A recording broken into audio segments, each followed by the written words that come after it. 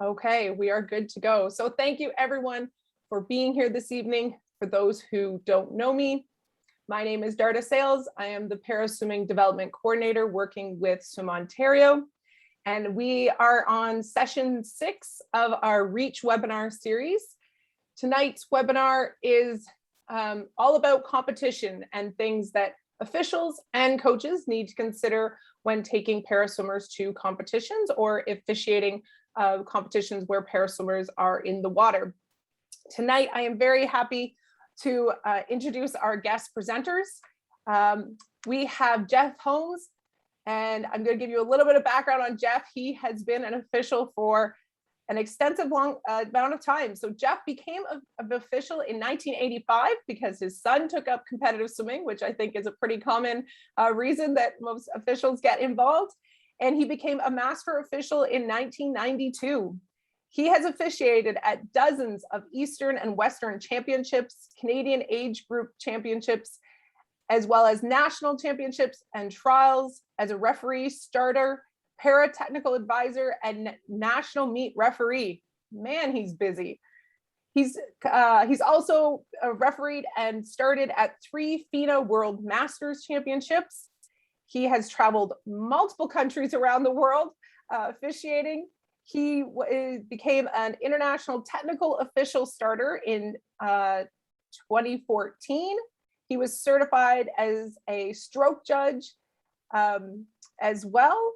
And he has also had the opportunity to officiate at many Canada Games, World Para-Swimming Series meets, and traveled to places like Berlin and Sao Paulo. He was at the Pan Am Games in Lima in 2019. He's a busy guy. He also chaired the Central Region Board for a few years and served on the Swim Ontario board as well. Jeff also is into educating other officials, and he runs clinics for Cobra and other clubs in the area. And he also works on improving officials' education. He is one of 4 officials who give officiating clinics on para-swimming. And he has been awarded for all of this work that he has done. In 2015, he was awarded the Elizabeth Collins Ralph Award by Swim Ontario. And in the same year, he was honored to be the Volunteer of the Year by Swimming Canada. A lot of that was connected to his work with the 2015 Pan Am Games. Jeff has a long history, and we are very happy to have him here to be sharing his wealth of knowledge. Along with Jeff, we have Charles Monpetit, and Charles began officiating in 2006 in Virginia. In 2009, he started officiating in Canada, and he became a level 5 official in 2012. He officiated at the IPC World Championships in Montreal in 2013, and as well at the 2015 Toronto Pan Am Games. He became certified as an international technical official by World Para-Swimming in 2016. And he also officiated at 2017 at the INAS World Championships in Mexico. For those who don't know, INAS is the World Championships that are organized by the International Sports Federation for Persons with Intellectual Disabilities. Along with Jeff, Charles was officiating at the Lima Pan Am Games as well. He has officiated at multiple Can-Am meets, Canadian trials, and nationals and Easterns. A really neat extra fact about Charles that I didn't know that I thought was quite interesting is that swimming was not the first para sport that Charles was involved in. Earlier in his life, Charles was a guide and instructor for the visually impaired on downhill skiing, and he also coached visually impaired bowlers as well. So we have a wealth of knowledge here with our officials, so we're very happy to have them join us. Our other guest today is Vicki Keith. Vicki has over 40 years of coaching experience with both mainstream and athletes with an impairment. She has coached 24 athletes to the national level and 5 athletes to the international level in 2 sports. She until recently, was the coach of two-time Paralympian Abby Tripp. And if we know a little background on Vicki Keith is an open water swimmer to the core, and she has coached 7 athletes to world firsts. So doing something for the first time ever. So that is quite the accomplishment. Vicki was the coach at the Kings Y Penguins program, which she started in 2001 and built from a 1-lane program up to the largest para-swimming program in Canada 10 years later. And she is now back in Toronto as the head coach of Variety Village Flames. So Vicki, again, a lot of wealth of knowledge in this virtual room. So I want to thank you all for being here. As we can't run a meet without officials, we are going to let the officials go first and give us a little presentation about things that officials need to consider when working with para swimmers. So gentlemen, I will let you take it away. Thanks, Darda. Charles and I will kind of switch hit in this this process, and I'll start off if you like. I had my very first brush with para swimming when it was still called SWAD, which was Swimmers with a Disability, and that was the term that Swim Ontario and Swim Canada used for a lot of years. And that was back in 2007 with an official named Ian McCollum, who was he was one of the pioneer officials in para swimming in the country. So I took my very first clinic at Variety Village with Vicky's pool in 2007. In 2013, Swim Ontario made an approach to Paul Corkum and me to run a series of meets leading up to the Pan Am and Para-Pan Am Games. They asked us to be the liaison with the 2015 organizing committee from an officiating point of view. So we took that on, and we ran OJI, the Ontario Junior International trials, and a Can-Am, which was also the para trials in the spring, and then the Pan Am and Para-Pan Am Games in the summer. And it was a very intense experience for that few months. As part of that, Swim Canada decided that I really needed to be certified to do what I was doing with para swimming, so they shipped me off to Edmonton to a Can-Am that was taking place there. And what was IPC at the time, the International Paralympic Committee, and is now World Para Swimming, runs a multi-day course for technical officials. And it's about 2.5 days in the classroom and then a full day of deck evaluation, so that at the end of the process, provided you pass your deck evaluation, they certify you as an international technical official. So that's how I actually got my first para qualification. Subsequently, I got my second para qualification as a referee, or as a stroke judge, as they call them. And then in 2017, they held a selection process in Venice. They brought para ITOs from around the world to Venice, the Venice area, to select a core group of technical officials who would work international meets from that point forward.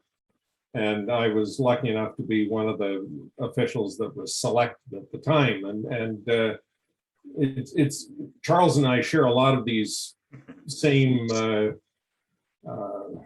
experiences, because we tend to travel together, and we're roomies a lot of the time at these various meets.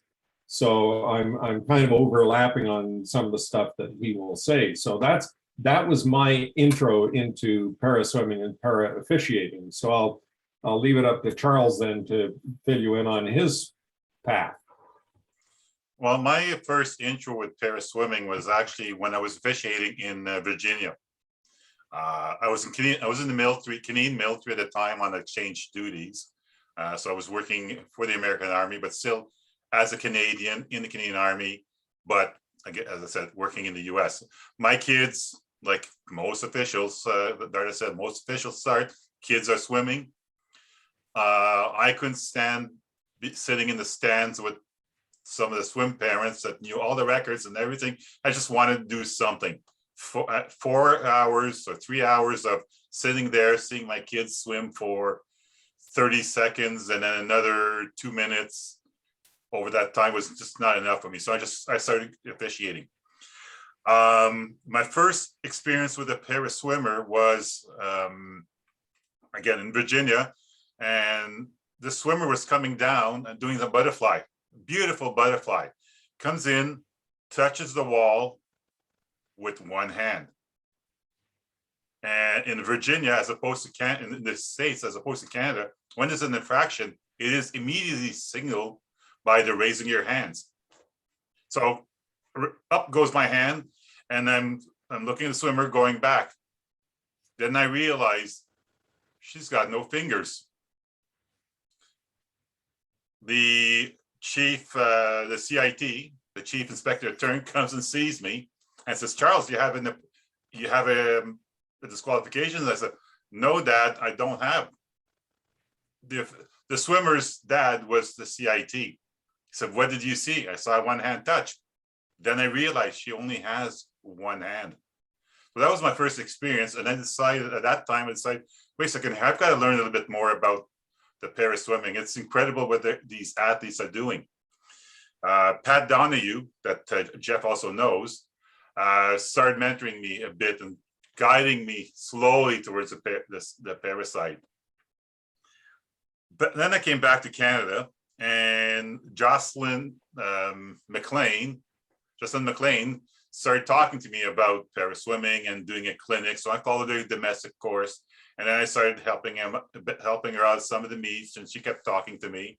And eventually she got me to go to Montreal and help out at the World Para Swimming the World IPC Championships then. And then later on, she again coaxed me to attend the course, to apply for the course in Edmonton that Jeff went. And this was a course, as Jeff says, it's a 2.5-day course, theory and the practical.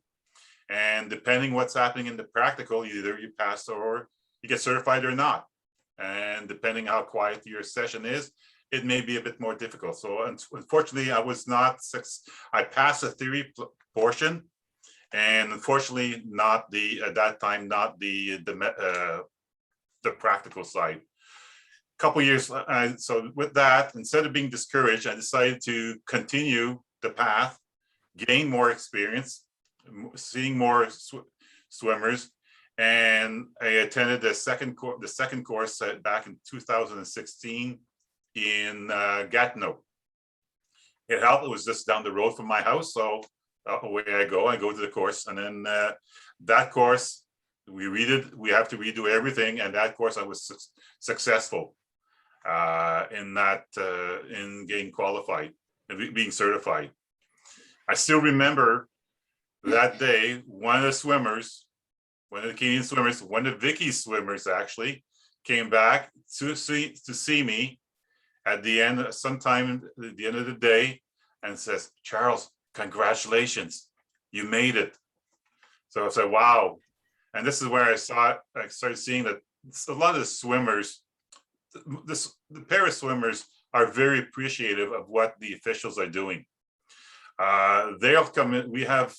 There's one guy in the States, every meet he comes in and thanks every official individually. So it's very rewarding, and it's amazing what these athletes are doing. And that just kept me going. I attended the same as Jeff. I attended the seminar, the WPS seminar in 2017 in Italy. Followed the meet, and came back home, and 2 weeks later, I was in Mexico seeing another group of swimmers going in. Intellectually impaired swimmers. That was another experience. Great. Again, cold in the morning, very cold in the morning in Mexico was surprise. And then back up, and then warm during the day and back cold at nighttime. And then, of course, we did like Jeff did the Parapans in Toronto and the WPS, the Parapans in Lima. So again, a great experience as an ITO. It's really rewarding. It's really rewarding seeing the swimmers. So basically, that's how I got involved and just enjoyed it. Jeff? So Darda asked us to talk about getting involved and also about what training was available for para officials. Swim Canada has now decided that they will encourage all level 4 and 5 officials, so the senior and master officials, to take the domestic para clinic. And it, by the way, is in the process of becoming a World Para Swimming Level 2 clinic. So it qualifies, or will very, very soon qualify as a World Para Swimming clinic if you are looking to go on the ITO route. And they're giving a lot of emphasis to it. So for instance, I'm going out to Victoria in April, and along with World Trials, they will be running a para clinic. It's a full day clinic. And everybody who takes the clinic gets certified as a Canadian domestic para official. What keeps me involved in it is what Charles alluded to, which is the swimmers themselves and the attitude of the swimmers. You know, society's attitude towards para swimming, para sport in general, is changing as people come to realize that para athletes are athletes in every possible sense of the word. The only thing that makes them any different is whatever particular impairment that they have to deal with, whether it's intellectual or visual or physical. And the whole purpose of para sport is to create an atmosphere where people of similar abilities are able to compete on a level playing ground. So you have a range of sport classes that allow para athletes to compete in a fair situation. But the attitude of para swimmers is what always strikes me, is that you'll see a race finish and somebody will set a world record, and instead of celebrating their world record, they will turn around in their lane and cheer on the swimmers who are coming in behind them, perhaps in the same sport class or perhaps in a different class.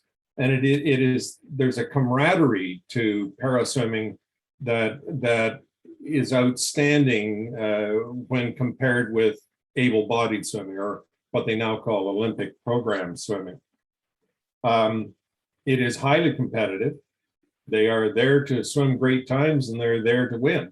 And it's a great atmosphere on the deck. Plus the fact that as we go off to these meets, there are not a lot of para officials round about the country, and it becomes like a reunion. It's a very social thing among the officials. So there's a whole group of us who, as a general rule, travel down to the US. We have a series that goes back and forth between Canada and the US called the Can-Ams. Now in the US, they call it the US Para Championships. But we will go down to, say, Miami, or we'll go down to Greensboro, or wherever it happens to be. And we all get together and we all socialize and we all talk about para swimming. So from a personal point of view, it is those two things that keep me involved. Charles? Yeah, that's, I was going to say, yeah, the group houses. When we travel, we've got socializing. I've already mentioned about the swimmers and the attitudes. The coaches are awesome too. They come in and they'll ask questions and it's always very, very positive and in the dealings. Meeting officials from other places, places around the world. You've got friends. It's just amazing. It's just great. You could probably travel and go and see them, and you've got a place to stay. So we've got one guy that will wake up at 5 o'clock in the morning to drive, or 4 o'clock in the morning, just to drive us back to the airport to make our journey back safe and easier. So it's good. As far as the training goes,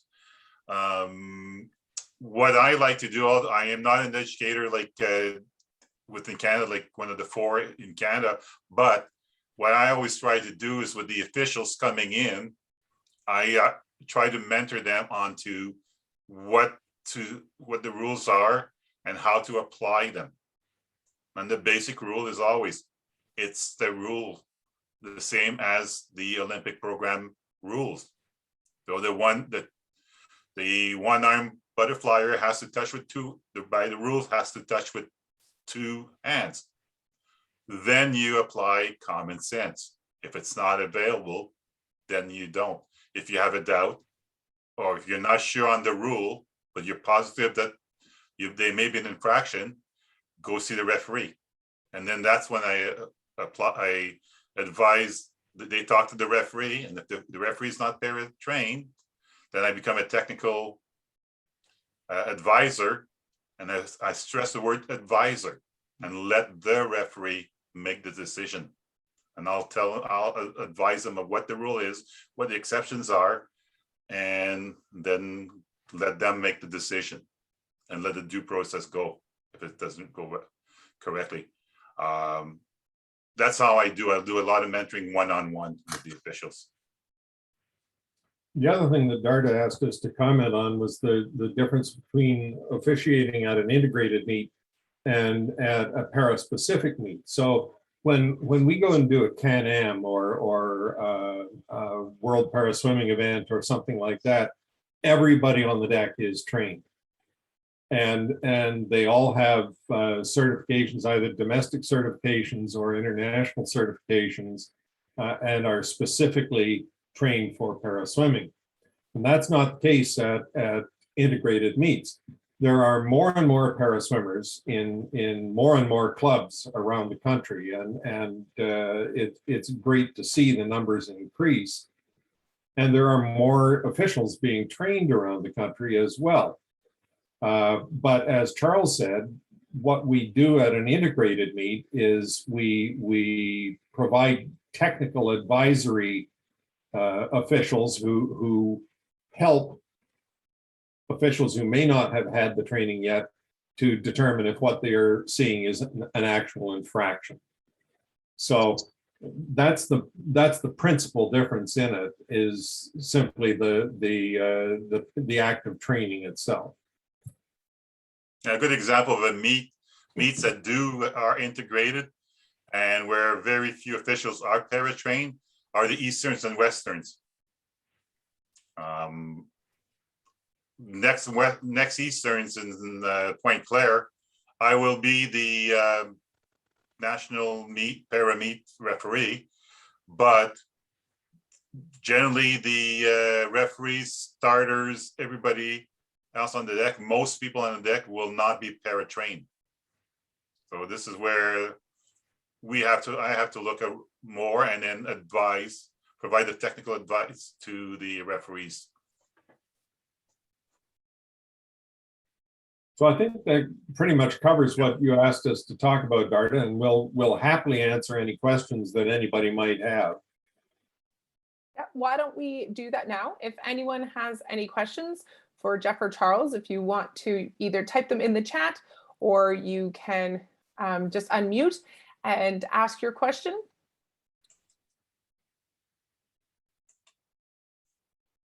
I will ask a question in case somebody else is shy.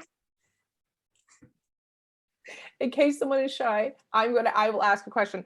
I would like to know, what would you say to someone who was just starting out in officiating and was thinking about getting involved in officiating para swim meets?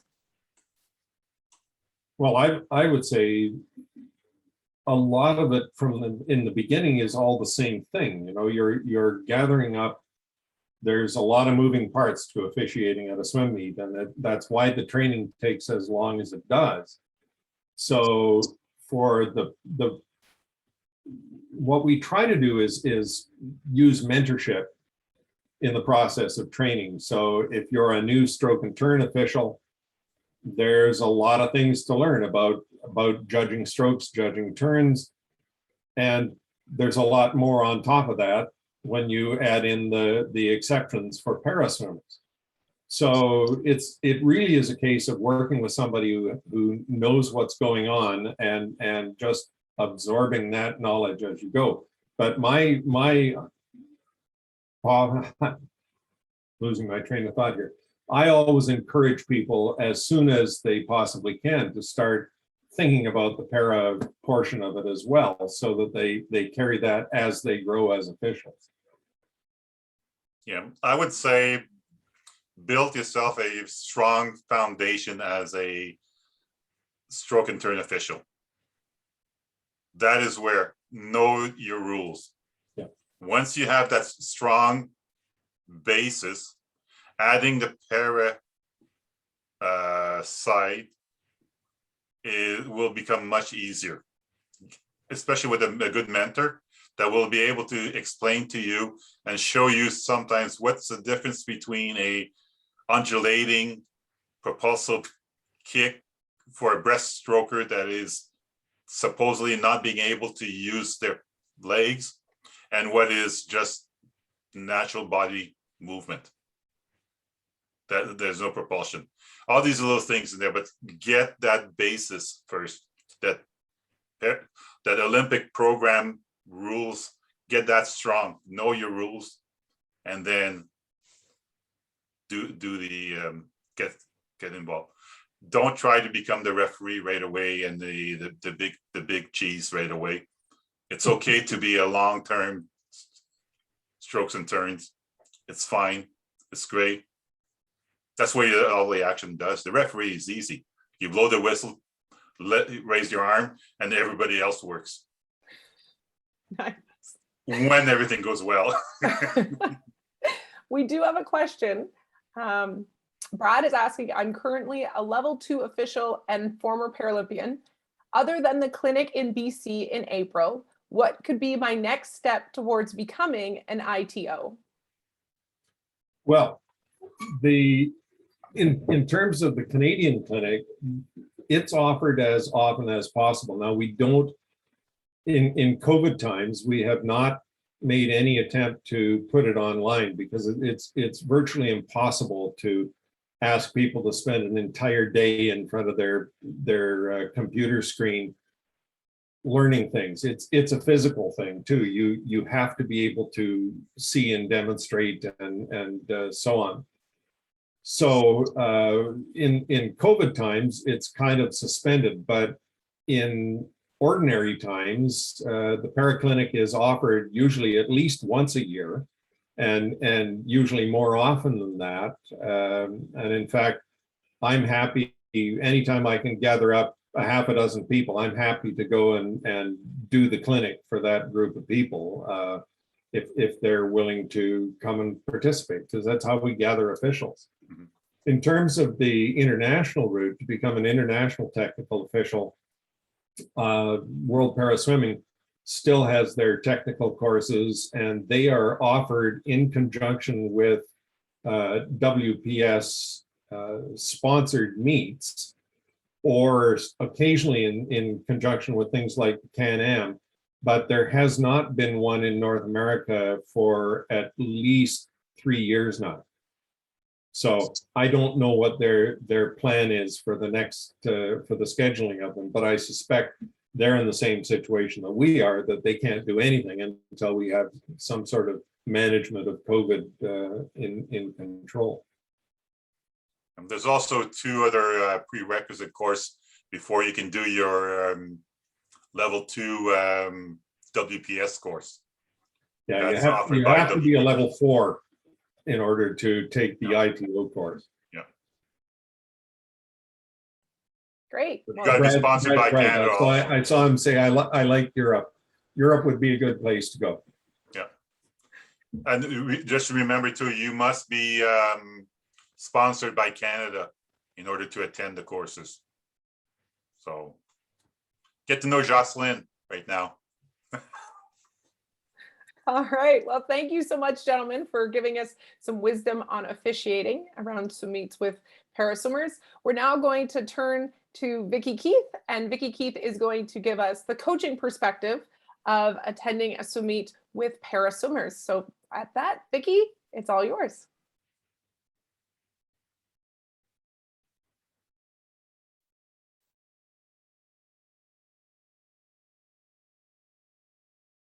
Can people see my slide? Yes. Awesome. I'm in the right place at the right time. That doesn't always happen. So I wanted to start by saying that this was really a bit challenging because I haven't been on a lot of swim meets recently, and I've been a para coach for so long. It was really hard to think back and try and remember all the things that I had to do when I first started, as well as the things that I do now. So I thought I'd just go through it in a row, and starting out just planning for the meet, and looking at the facility and making sure that the building, the change areas and the pools are accessible is really important. And that seems like a no-brainer because most facilities are expected to be accessible, but that doesn't always happen.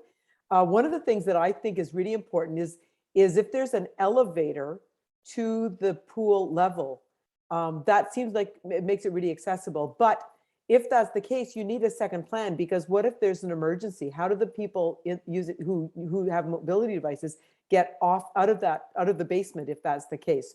So I think it's really important, know the building, know the area, so that you can make good safety decisions for your athletes.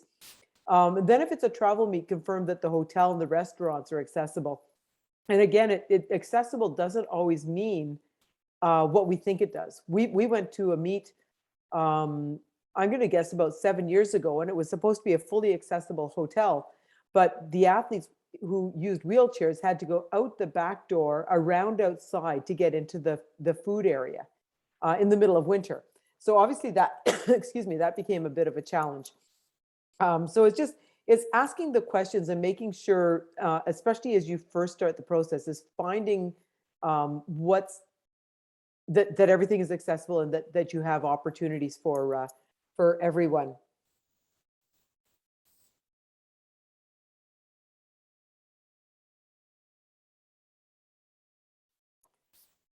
So planning for the meet, the classification aspect of it. Make sure your athlete has a classification. You can have a level 1 that just lets the officials know that this is an athlete with a disability, and with that comes their exception code. So the official will know what their exceptions are if they're able to do a dolphin kick, if they're a single arm amputee, and if they have to touch with one hand or all those things. So you have to know what your athlete's classification is, but you also have to know their exceptions. And so I just added the codes of exceptions there, because I think that we all know about our athletes' classifications if we have an athlete with a disability, but it's really important that we also are aware that there's exceptions, and all those little numbers and letters and stars beside your athlete's name actually have a meaning. And then you need to plan your starting or your tapping devices and ensure that they're safe and have no sharp edges. So you might have an athlete that needs a special device that helps them hold on to the starting block. You might have a tapping device for an athlete with a visual impairment or who's blind.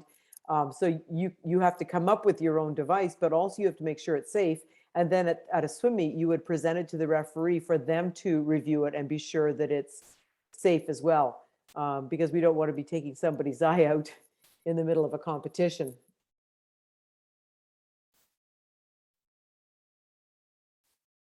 When we're working on entries, there's a couple of things that we want to consider. If we're going to overall an able-bodied meet, we want to be really aware of the distances that we're entering our athletes. If they've never swum a 400 free before, is this the best meet for them to swim the 400 free?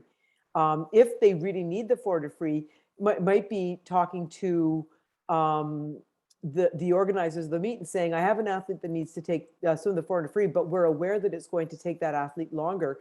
Is it possible for our athlete to swim the 400 free during your 800 free or something like that?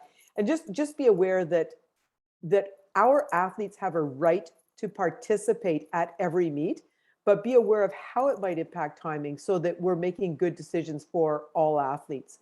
At para meets, there is no consideration. You could absolutely enter your athlete in any event. And I'm not sure that everybody has that same view as I do, but I think it's really important that we're aware of that. If we're at a championship meet, then our athletes compete at any event. But if it's an age group meet, finding ways to make sure our athletes get what they need without impacting the timing of the meet itself. It's also important that you're aware of your athletes, of the events they're eligible for at the provincial and national and international level, and know those qualifying times. When I was a newer coach, I would not only be aware of my athletes' qualifying times, but try and be aware of the other athletes on the pool deck and their qualifying times, because the coaches weren't aware. And I would go up to a coach and say, did you know your athlete just qualified for nationals? Nationals? No, how did that happen? So it's really important that you're aware of the events that they're eligible to swim, but also their qualifying times. And it does get a little bit complicated because you have to know their classification, and you have to remember that their classification is different for a freestyle versus a breaststroke event, for instance. So it's so easy to go down and say, okay, S7, S7, S7, and look at the 7 event instead of the 6 event for the breaststroke, because that classification is different. So it's just being aware of things like that. Other considerations: is there room for a designated warm-up lane for the athletes with disabilities? If there's one athlete with a disability, what can you provide for that athlete to be sure that they're safe in the water? If it's an athlete with a more involved disability, maybe there's other options. Maybe it's get them in the water early and then warm them up later, get them in the water right at the very end. But figure out what works. If there's a lot of athletes with disabilities, it might be that you want to ask for a designated lane. Especially if it's a short course meet and they're swimming double-ended, it might be that they can provide a lane for the para swimmers. And I really feel that this can also be a safety thing, because if you have a lane if you have para swimmers of different speeds in the lanes with the able-bodied athletes, that can create a bottleneck and therefore collisions. So it's for the safety of everybody. If we have a number of athletes with a different range of disabilities, that a designated warm-up lane is available.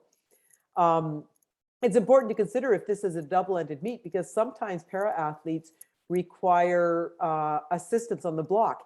And more than once, I have not planned fully ahead and realized that I had to be 2 places at the same time helping 2 different athletes.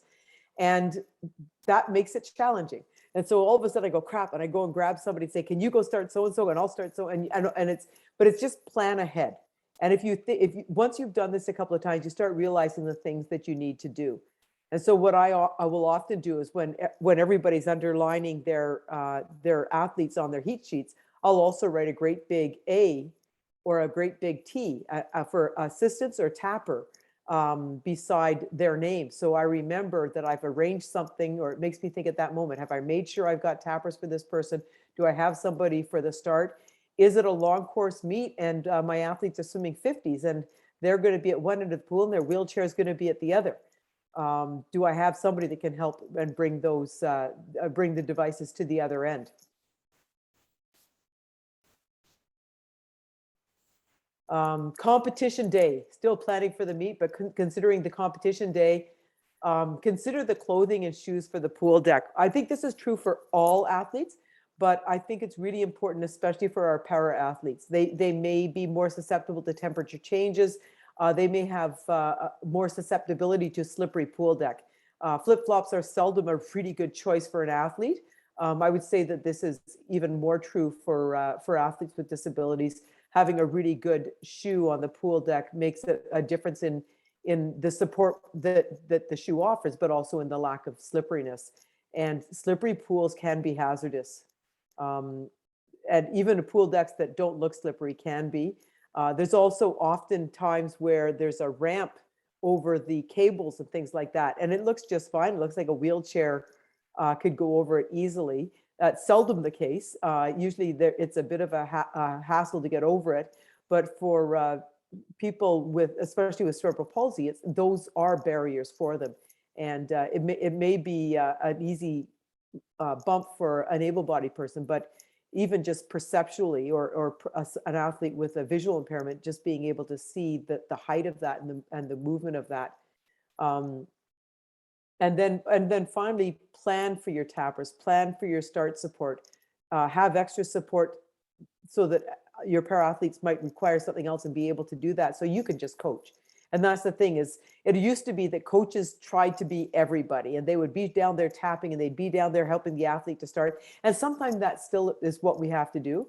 But if we have people that can do those jobs, then we can do our job as a coach, and we can stand at the side of the pool and watch the event and be able to provide the information for our athletes.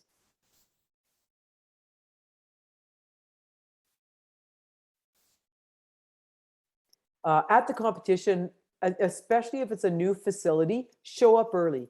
Be aware of the environment, scan for obstacles and safety challenges. I went to one swim meet, I think it was in Belleville, and I noticed that they had put all of their kickboard shelves at eye level, so it was easy for somebody to grab it. But I had an athlete who was blind, and I realized that walking around the pool deck being led by a service animal, he was going to be at face level running right into those shelves. So just take a scan around and be sure that there's no additional safety challenges. Then it's important to find an accessible space on the deck for the team to sit. Encourage the athletes on the team to sit in a lower level. Oftentimes I've seen everybody up on the top level because they can be there, and the paraswimmer are sitting down at the bottom by themselves, or taking the risk to sit up with the team, and then there's a risk for climbing up and down the stands. So especially at a younger group, make sure that you have an accessible space where your athletes can sit together. Talk to the referee before the start. Let them know that you've got a para athlete or a couple of para athletes at the meet. They probably are already aware of this. I find that the officials are really good at being aware of what's going on and which teams are coming and which teams might have athletes with disabilities. But just go up and let them know that you've got an athlete that will be starting differently, or you've got an athlete that needs to get out at the side of the pool instead of over the bulkhead at the end. Let them know that you've got tapping devices or a starting device so they can see them. Check the marshalling area, the ready room area. Ensure that they're accessible, especially in this time of COVID, when we're trying to keep space away, people, keeping everybody distanced. It's really important that we start looking at these through a different eye and be sure that everybody has what they need. During the meet, be aware of mobility challenges created by crowds. Your athletes may have to head to the start point of their races earlier than the able-bodied athletes, just because it's really hard to get through a crowd, especially if you're using a walker or a wheelchair. And some athletes are embarrassed to have to say, excuse me, excuse me, excuse me, over and over again. So it might be that you tie a support person to that person to help them get through the crowd. But also check in with your support staff every once in a while during the meet, prior to the races. Be sure everybody's on the same page. I always make sure that my tappers especially, but almost any support person, has access to a heat sheet or has their own heat sheet, because then they can keep track of when they need to be there to support their athletes. And integrated versus para-specific meets. I think this is a really fun conversation, because it's one of the places where all us able-bodied coaches become the minority. And to be in a world that you are the minority is a really powerful, special place to be. And it just reminds us how important it is to have a world where you are not the exception to the rule. So often I've had young people on the team who will travel an hour or more to be with a para team rather than be the token person with a disability on the team. But when we get to some of the higher level meets, it's so much fun to watch the athletes get together and be part of a group of people where they're just like everybody else. I think it's really important. Whistles are different at the start of meets. At an able-bodied meet, we all know what the whistles are, but at a para meet, there's a bunch of short whistle blasts to alert the athletes that it's about the process is about to start, so they can get rid of their extra gear, they can get their goggles on, and and then a lot of times this is just to remind people of the process, but also we have to remember that we have athletes who are blind or visually impaired, and they need the cues just as everybody else. So there's the trill of whistles, and then there's the long whistle blast to bring the athletes onto the block, and then the process happens after that. The officials at para meets are far more specialized, and it's so much fun to be on a pool deck where the officials fully understand the needs of the athletes and are aware of what they need. So often at able-bodied meets, I've had to go to one of our technical advisors and saying, my athlete just got disqualified for swimming breaststroke with her head not breaking the surface, but she was just not breathing. They misperceived it. So more and more, especially Charles has come to bat for me over and over again, just to speak to the official, to ensure what they saw and advise them so that they can learn the process too. But also at para-specific meets, the ready room timing is the law. If you show up 30 seconds late at a ready room, in the ready room, you are not racing. And I think that it's really important that there's a little bit of flexibility at some meets, but at para meets, there is no flexibility. You get to your meet right on time. You get to your ready room early and make sure that you're there right on time, or you're not going to be swimming. And I watched this happen. One of my athletes was in the ready room. He was first alternate, and somebody showed up and they actually let him in. And my athlete went running back, and we solved the problem quickly. And my first alternate athlete got to race at World Championships. And it was too bad for the other athlete, but it really does matter. So I think that's all that I had. I'm going to stop sharing and come back to Darda et al. And see if you guys have any questions that I might be able to ask or to answer. I don't need to ask the questions, I need to answer them. All right. So if anyone does have any questions, again, you can type them in the chat, or you can unmute and ask away.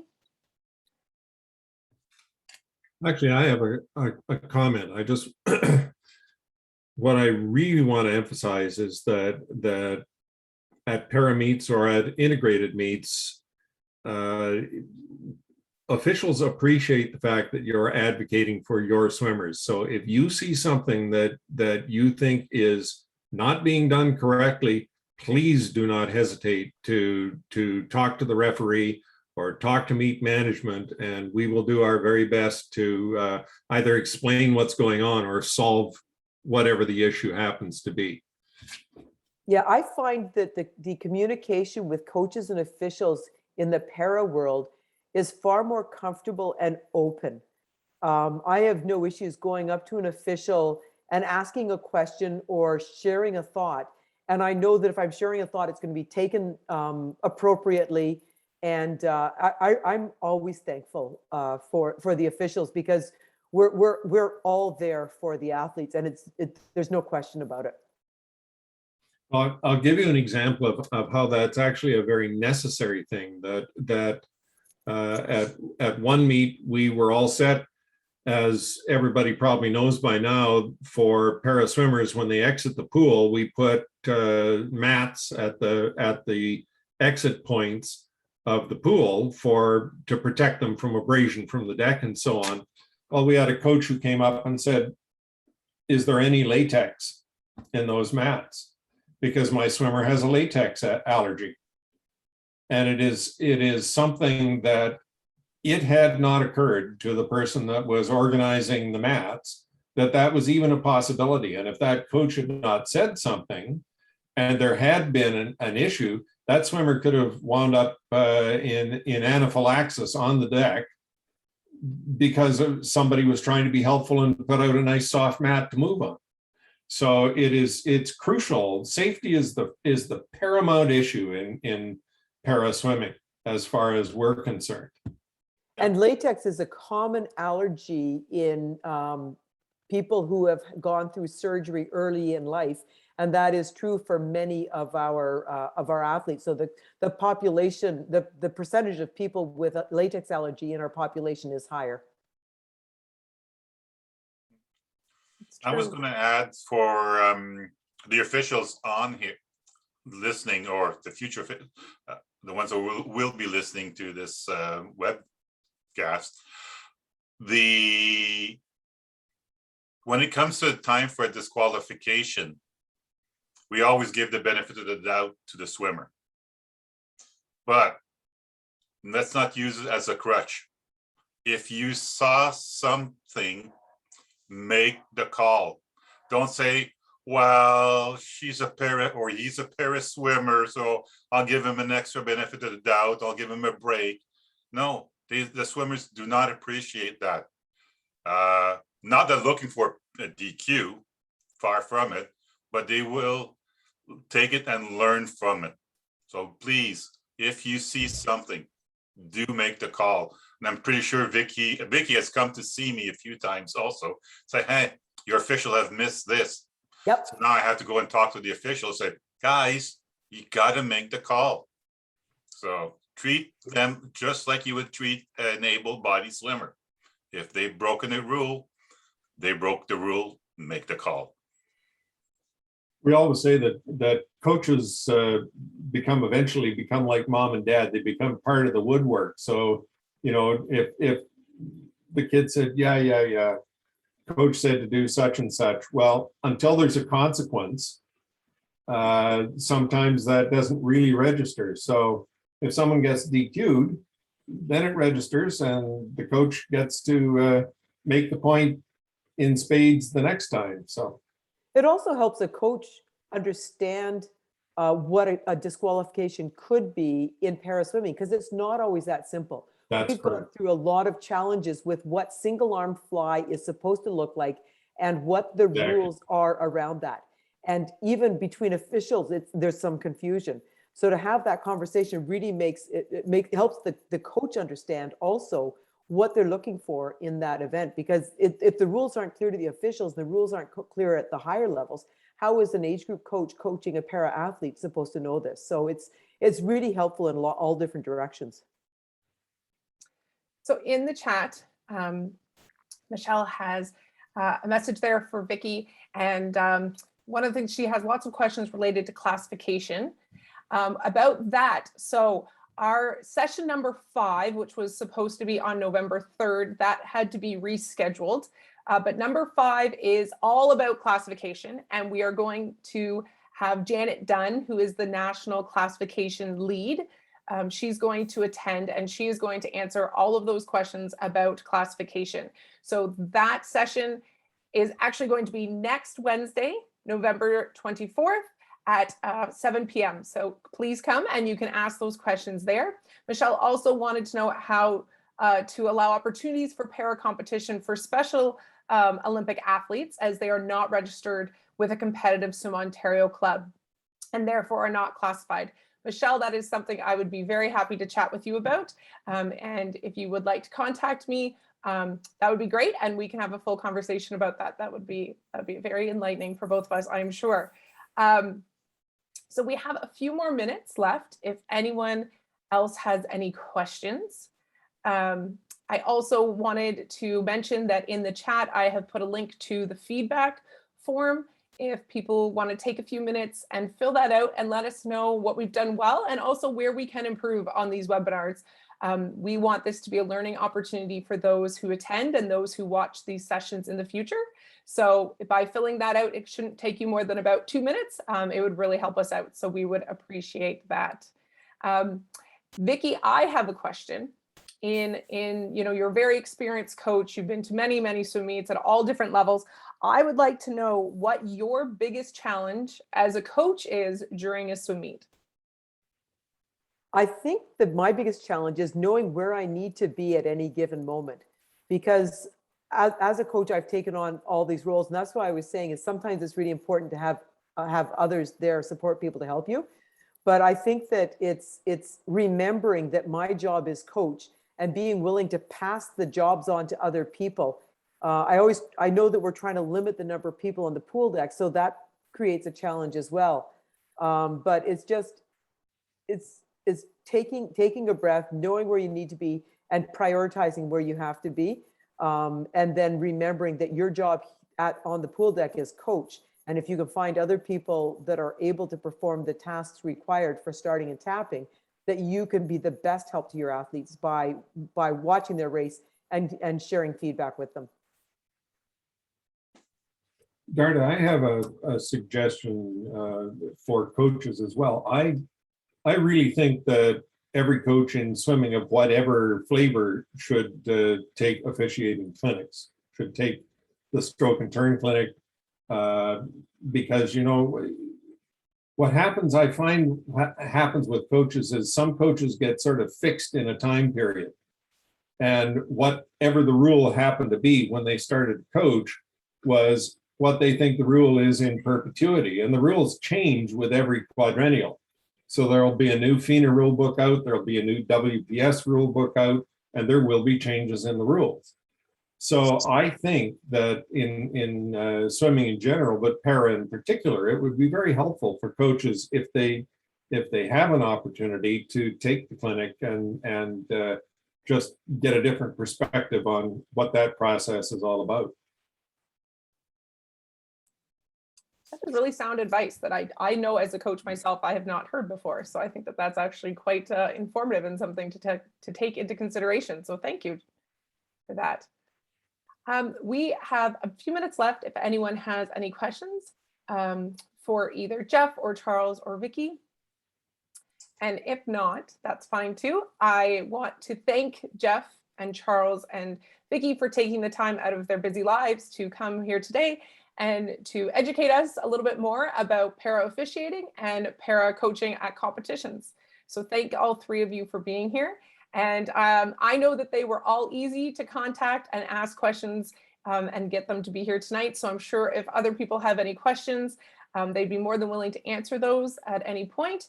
And if you contact me, I can pass those questions along if that's an easy route to get to Jeff and Charles and Vicky. So thank you so much for being here, everyone.